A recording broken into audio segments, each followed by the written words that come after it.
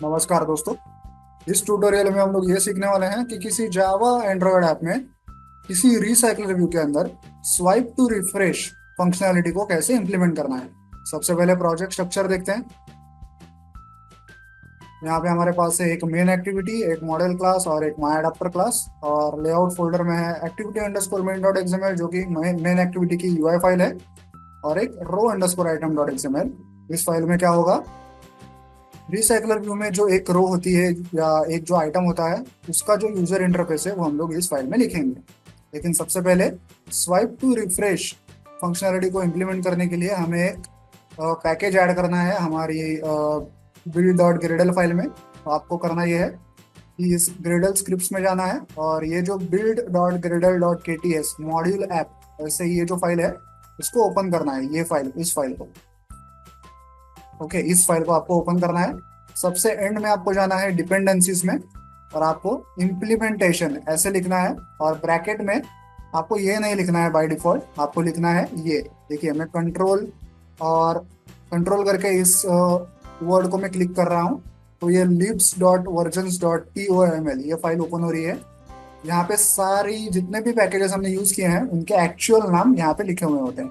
तो ये जो लिखा हुआ है Android x dot swipe refresh layout colon swipe refresh layout, इसको आपको कॉपी करना है और यहाँ पे लिखना है। ओके, कैसे देखिए मैं आपको लिख के बताता हूँ।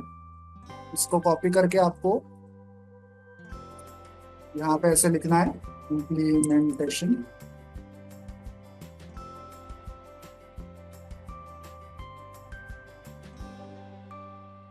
डबल कोट्स में आपको लिखना है, उसके बाद कोलन देके आपको इसके आगे जो वर्जन लिखा हुआ है स्वाइप रिफ्रेश लेआउट का वर्जन मैंने यहाँ पे मेंशन किया हुआ है। देखिए ये एक वेरिएबल है, स्वाइप रिफ्रेश लेआउट करके वेरिएबल यहाँ पे बना हुआ है। तो यहाँ पे ये वर्जन नंबर लिखा हुआ है 1.2.0 डैश अल्फा 01। इसको भी आपको कॉपी करना है और सीधे यहाँ पे मेंशन करना है। ओके, तो ये जब आप करेंगे और सिंक करेंगे तो आपका ये जो लाइन है ये कन्वर्ट हो जाएगा इस लाइन में। ओके, ये लाइन कन्वर्ट होके ये लाइन बन जाएगी। ओके, तो आपको लिखना तो यही है। ओके, तो याद रखिए वो लाइन लिखने के बाद आपको सिंक बटन को क्लिक करना है और सिंक खत्म होने के बाद आपको ऐसे ऐसी पीस ऑफ कोड आपको दिखाई देगी। ओके, और जब आप इस वर्ड को कंट्रोल कीबोर्ड पे कंट्रोल प्रेस करके आप जब इसे क्लिक करेंगे तो आप इस libs dot versions dot TOML file में पहुंच जाएंगे जहां आपने जितने भी लाइब्रेरीज जितने भी पैकेजेस यूज किए हैं ऐप में वो सारे यहाँ पे मेंशन है।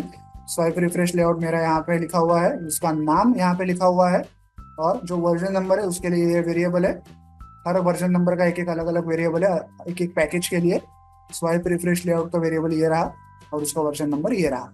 ओके, तो आई होप आपको ये बिल्ड डॉट ग्रिडल फंक्शन फाइल में क्या करना है वो समझ में आ गया होगा।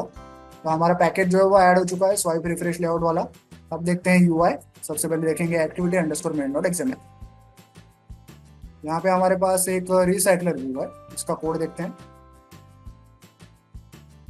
देखिए सबसे ऊपर हमारे पास है क्या है, हमारे पास है swipe refresh layout. Okay, Android X dot swipe refresh layout dot विजेट डॉट स्वाइप रिफ्रेश लेआउट, ये एक टैग हमने बनाया हुआ है। ओके, ये सबसे ऊपर आपको बनाना है, इसको एक आईडी भी देना है आपको।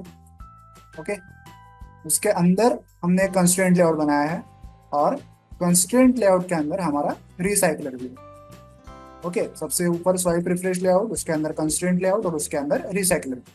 तो ये हो गया activity underscore main dot XML. अब देखते हैं रो अंडरस्कोर आइटम डॉट एक्सएमएल। यहाँ पे आपको एक सफेद रेक्टेंगल दिखाई दे रहा होगा जिसके बीचों बीच एक टेक्स्ट व्यू है, इसका कोड देखते हैं। यहाँ पे देखिए ये एक कंस्ट्रेंट लेआउट, इस लेआउट को भी हमने एक आईडी दिया हुआ है रो आइटम करके। क्यों दिया है, क्योंकि इसे हमें कहीं जावा फाइल में आगे यूज करना है, इसलिए इसको आईडी देना जरूरी है। इसी के साथ उसके अंदर कंस्ट्रेंट लेआउट के अंदर हमारे पास है ये टेक्स्ट व्यू। ओके, अब देखते हैं जावा क्लास। सबसे पहले देखेंगे मॉडल क्लास।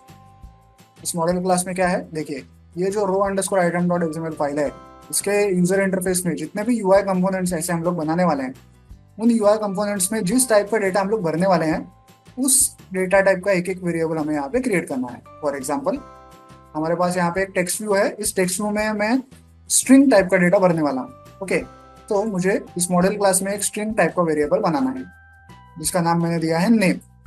और इसी वेरिएबल को लेके सेटर, गेटर, कंस्ट्रक्टर और टू स्ट्रिंग फंक्शंस यहाँ पे बनाए हुए। ओके, अब देखते हैं मेन एक्टिविटी का कोड।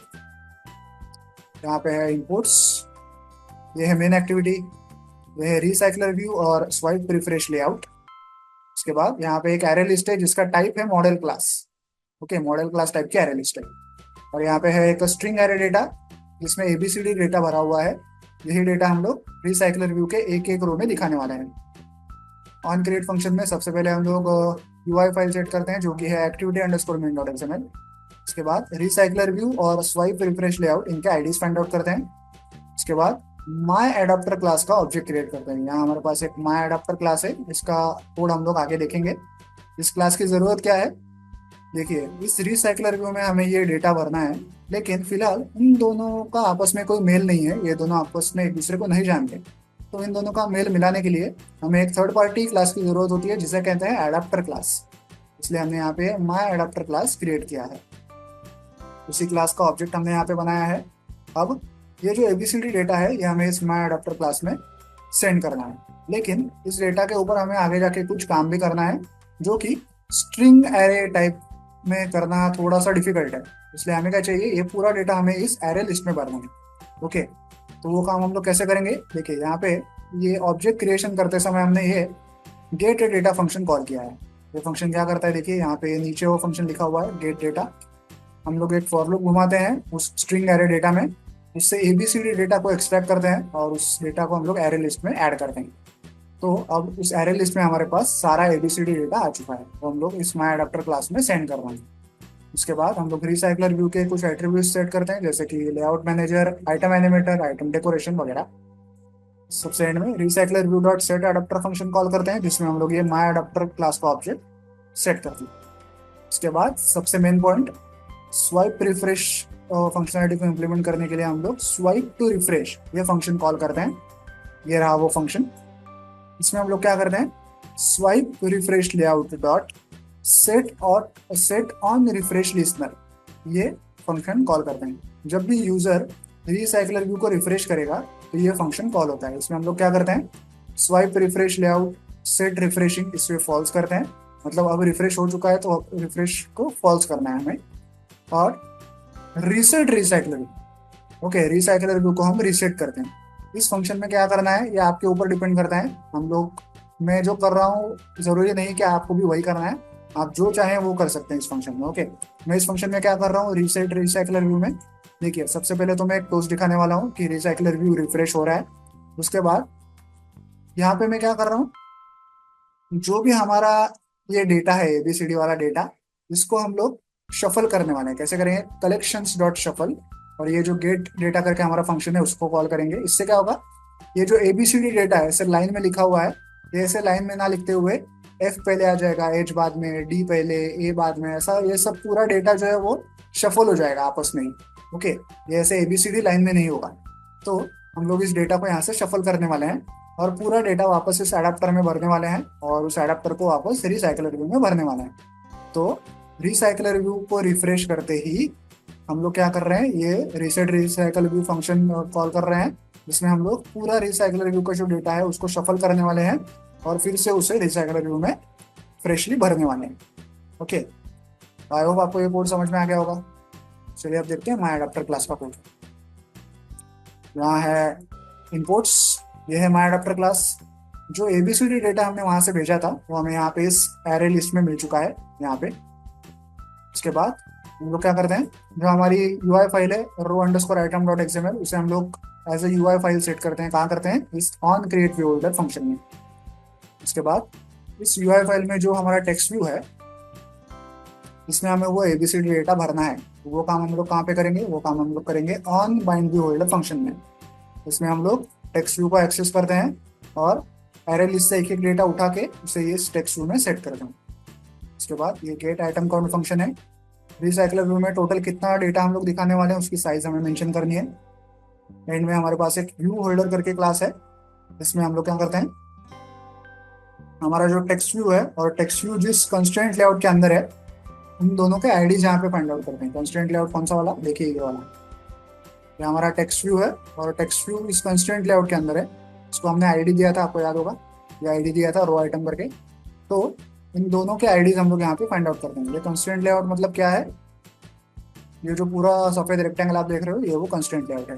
तो अगर इस सफेद पूरे कंस्ट्रेंट लेआउट में, इस सफेद पार्ट में अगर यूजर ने कहीं भी क्लिक किया या इस टेक्स्ट व्यू को कहीं भी क्लिक किया, तो क्या होगा, ये set on click listener function call होता है। इसमें हम लोग ये टोस्ट शो करते हैं, ये टोस्ट हम लोग शो करते हैं। और टोस्ट में क्या दिखाते हैं, इस टेक्स्ट व्यू में जो भी एबीसीडी डेटा भरा हुआ है उसका नाम हम लोग इस टोस्ट में शो करते हैं। तो आई होप आपको ये भी कोड समझ में आ गया होगा। तो चलिए अब इस ऐप को मोबाइल डिवाइस पर रन करके चेक करते हैं। तो ऐप जो है मोबाइल डिवाइस पर रन हो चुका है, हमारे सामने ये रिसाइकलर व्यू है। अब मैं क्या कर रहा हूँ, इसे स्वाइप करूंगा नीचे, देखिए। तो देखिए स्वाइप का आइकन आ गया और मैं इसे छोड़ रहा हूँ। देखिए टोस्ट आ गया रिफ्रेश करके, और पूरा जो डेटा था रिसाइकलर व्यू का वो शफल हो चुका है। अब ए जो है वो पहला डेटा नहीं है, आई पहला डेटा है, जी बाद में है, डी बाद में है। पूरा रैंडमली शफल हो चुका है डेटा, ये नीचे चला गया है, देखिए। ओके, और डेटा ऐड हो चुका है एक्चुअली। एबीसीडी डेटा जो ए टू आई हमने लिखा था वो 2 बार ऐड हो चुका है। अगर आप देख रहे हो, आई यहाँ नीचे भी है और आई यहाँ ऊपर भी है। तो पहला जो एबीसीडी जो ए टू आई का जो सेट था, उसके उसके ऊपर और एक ए टू आई का सेट ऐड हो चुका है, एबीसीडी सेट जो पहले हमने ऐड किया हुआ था, उसके साथ और एक एबीसीडी का सेट इस रिफ्रेश लेआउट में, इस रिसाइकल लेआउट में ऐड हो चुका है। तो डेटा जो है अब बढ़ चुका है, आप देख सकते हैं। ओके, मैं फिर से इसे रिफ्रेश कर रहा हूँ, देखिए। अब देखिए वापस से रैंडमली डेटा ऐड हो चुका है, डी ए वगैरह वगैरह। अब एबीसीडी के 3 सेट्स यहाँ पे ऐड हो चुके होंगे, इसलिए देखिए रिसाइकलर भी और भी बड़ा हो चुका है। ठीक है, तो इस तरह से आप रिसाइकलर व्यू में स्वाइप टू रिफ्रेश फंक्शनलिटी को ऐड कर सकते हैं, इंप्लीमेंट कर सकते हैं। वीडियो में दिखाए गए कोड को डाउनलोड करने के लिंक मैंने वीडियो के नीचे डिस्क्रिप्शन बॉक्स में दे दिया, आप चाहें तो वहां से कोड डाउनलोड कर सकते हैं। वीडियो को एंड तक देखने के लिए धन्यवाद, थैंक यू।